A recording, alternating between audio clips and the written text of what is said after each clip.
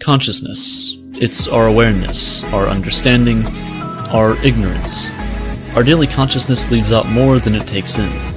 And due to this, it leaves out important things. Things that would help relieve us if we knew them. If we had a higher awareness, a better consciousness, we would feel better. We would be more at peace with things. The deep down truth of things is screened by our consciousness. Our sensory organs will pick things out. Our eyes can only see certain things. Our ears can only hear certain things. We have to create instruments and other tools to see things we as humans cannot, to expand our understanding and thus our ego, or consciousness. Humans evolved and became the dominant species on Earth by a long shot. It's due to our innate ability to network with each other. If humanity was wiped out and restarted, like loading an old save file, communities would still form. Structures within society are inevitable due to the variety of brains. Some are good at critical thinking, others are more artistic. However, we are all wired with some innate features. Just as humans form societies that evolve, other creatures do as well. But we're different. We are customizable characters, basically.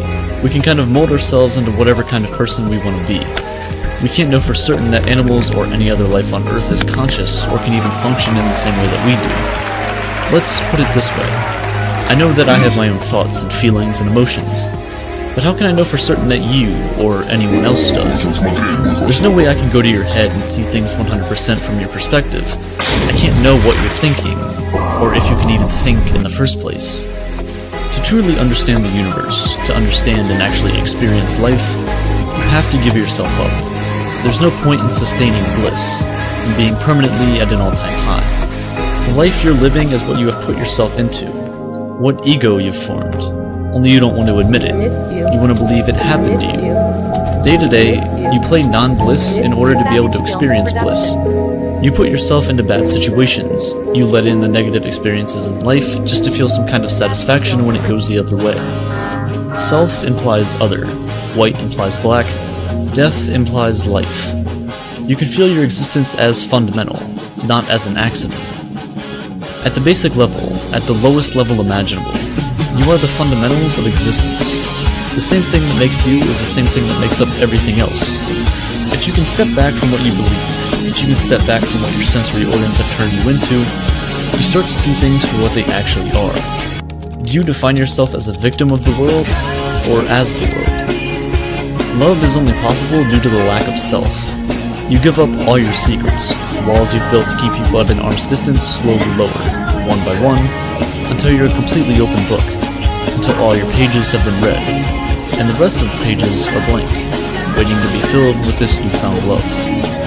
In basketball, or soccer, or football, you're constantly giving the ball to someone else.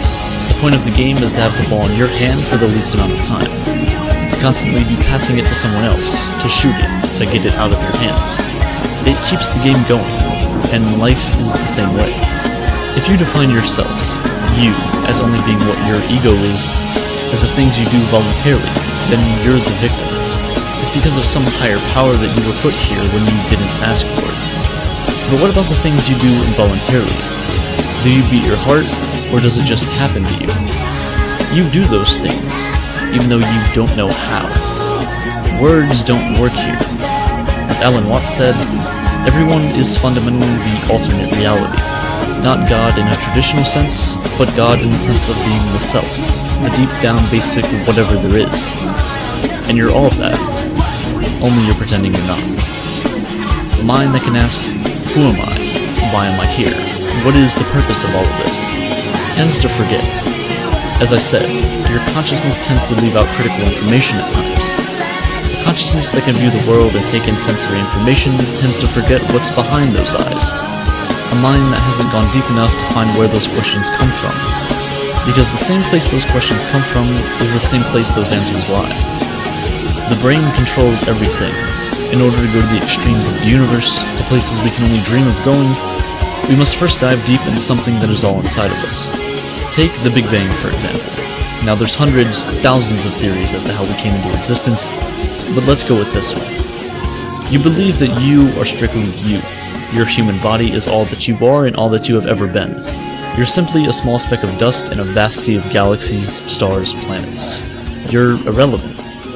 But rolling back the clock, things get smaller. The universe was more compact. The atoms that make you up are building blocks of the universe, of the hot gas clouds that formed stars, that allowed solar systems to form, that allowed planets like Earth to form. If you keep rolling back this clock, you were around at the very instant everything came into existence. That is you too. When everything was infinitesimally small, you were there. But we define ourselves as being only us, mere humans walking on a planet that we didn't ask to get put on. But frankly, every one of us somehow made this happen. We just go on and pretend we didn't. It's because of how we define ourselves. Are you the victim, or are you the world? As cringy as it may sound, everyone you meet is just a small packet of the universe. A present, whether they're a pleasant one or not, that was packaged together from billions of years of engineering and architecture on a universal scale. But instead, we define ourselves as something completely separate from it, something not connected whatsoever, which is a foolish view. We tend to search for how the universe came into being, but we're just the universe trying to understand itself. In order to get to that conclusion, we have to reframe our mindset. We're not as different as we all think. Your name is given to you at birth. Your ideas and personality are collected from the world. Scraps, bits and pieces here and there cling to you like a magnet. So what part of you is you? We are all different manifestations of consciousness, but we are all fundamentally the same thing. We all may have different egos, different personalities, but when you step back, drop the ego, we are all connected. View the universe as a forest. Every one of us is a twig, a leaf, a branch. But together, we form life. Our origin, our roots, are connected together. Just as the roots of trees form a vast network which brings these massive forests to life, humanity's roots all